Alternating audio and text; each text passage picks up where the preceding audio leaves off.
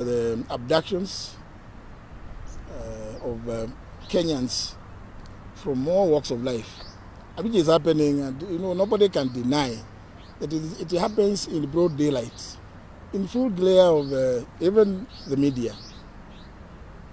So for me, it has nothing to do with, it's not political. This statement is not political. It is just to say, please, let us now discuss this issue. We must find a solution. It cannot be that once people are not being responded to in an atmosphere where they are discussing the problems. We must find what the problem is and try to come up with solutions democratically, openly, without any fear of intimidation.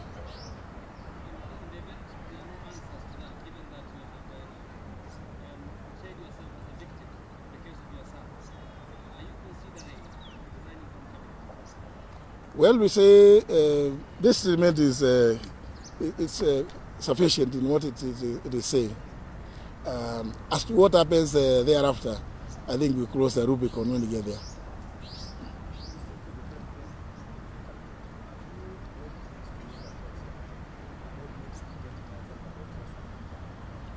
Well, as I've said in a statement, the president himself has expressed the desire to see an end to the abductions.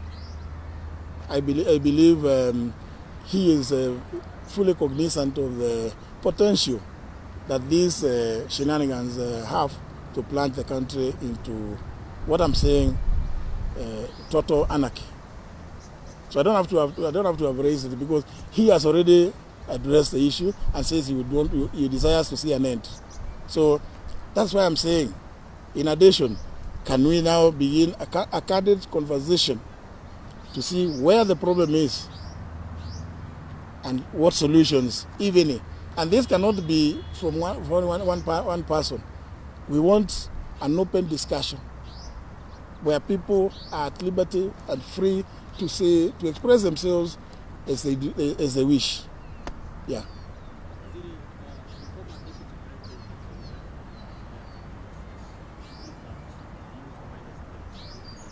Yeah?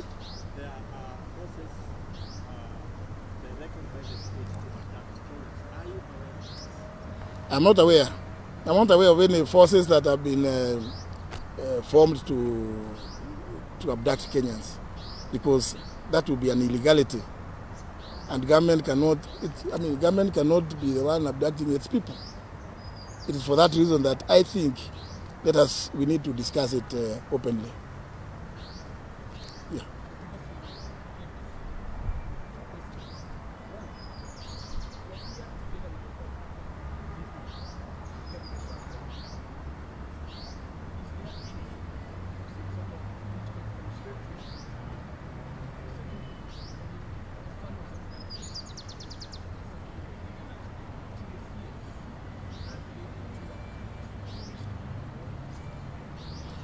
To answer the last one, as I've indicated, I reached out to all levels of the security apparatus in the country. All of them. Everybody who was in the security sector knows that on that particular night, I reached out to all of them, and they all had no answers. Notwithstanding the clear clips that, thanks to Citizen Royal Media Services, I was able to get, showing the vehicle that was involved in the abduction. Secondly, the other point you raised, you see, when you attend a funeral, you attend on your own volition. Lene Kivuti, the former senator of Embu, is my neighbor at home. We've grown up together. When I was some time back, we always come together. As to who else attends such gatherings, it's really neither here nor there. I cannot talk about other people, because I just found everybody, all the other people at the funeral. I attended in my private capacity because Lenny is my neighbor at home. We've grown up together, and it is not possible where I'm alive and able to attend, to fail to go and condole with him and his family, especially at a point like, such as that one, losing his son.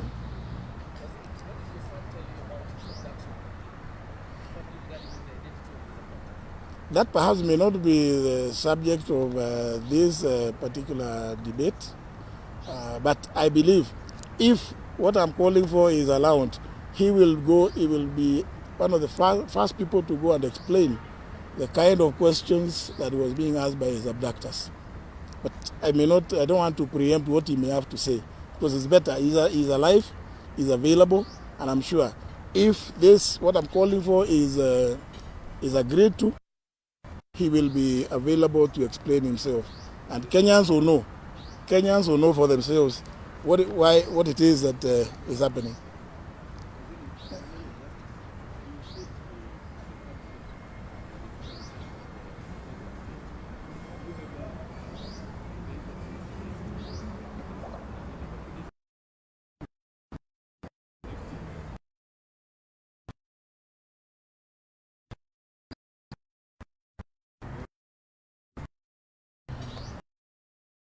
There is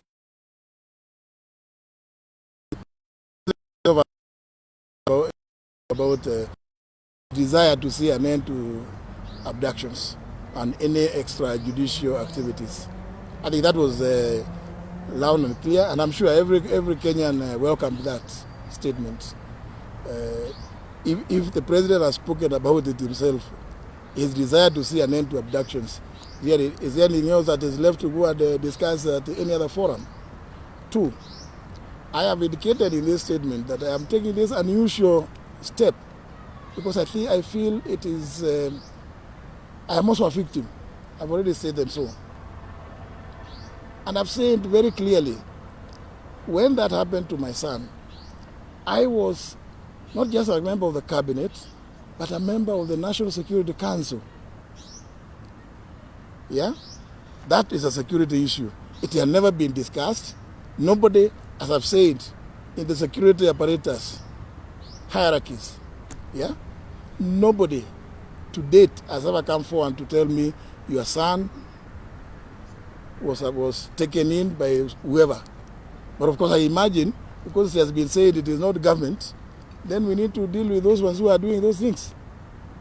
So it's not possible for me to keep quiet merely because I sit in cabinet. And I've explained that I am fully conscious of the doctrine of collective responsibility of cabinet.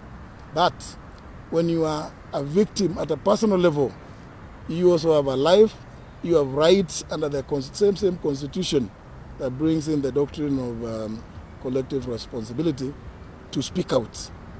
I have not spoken until I felt that things are getting out of hand. And that's why I spoke about it on Friday last week, as I've stated in a statement. Yeah? Yeah.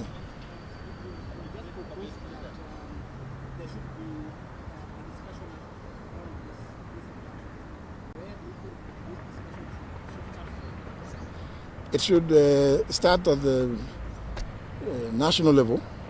Yeah. Cabinet needs to come up with a mechanism. It needs to come up with a mechanism. All the security sector should come up with a mechanism. We can now say the last question, then we go. Yeah. Don't answer another one.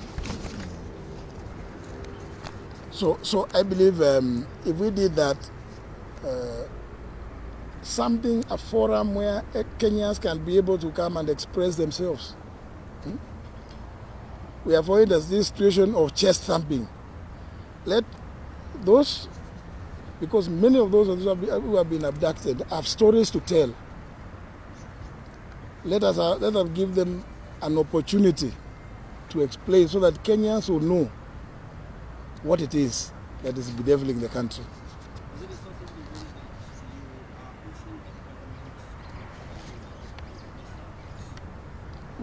Which sources? I am not aware of those sources.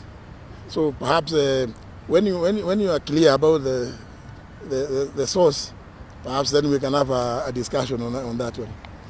Thank you.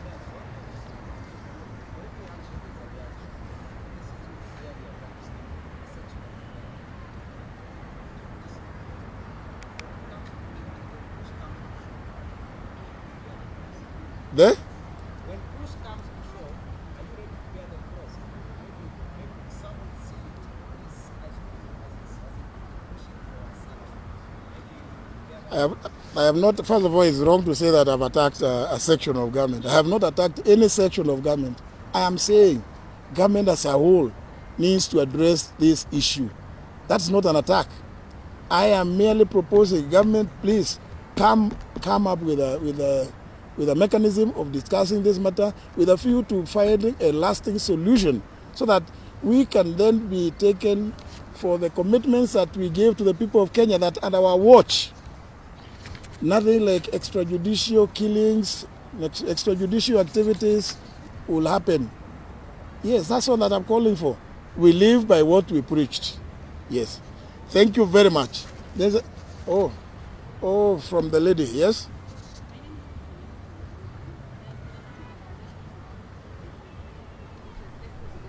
There?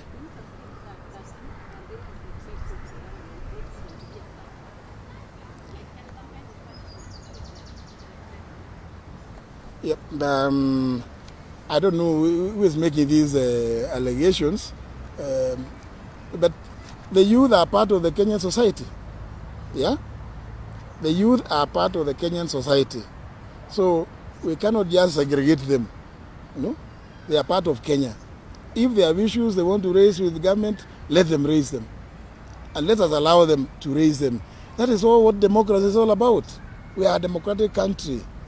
We went around the country and told people we will allow everybody to express themselves freely. And it is our cardinal duty as government to ensure that everybody lives freely and is able to say what they think.